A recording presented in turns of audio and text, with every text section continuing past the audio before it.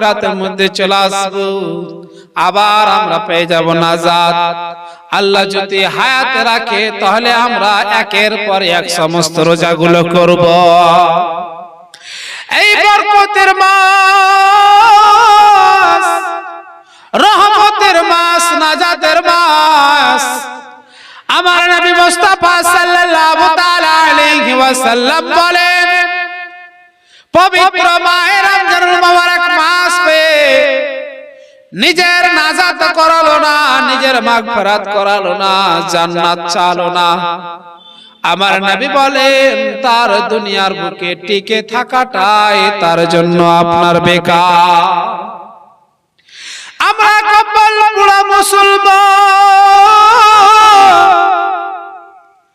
আমরা রোজার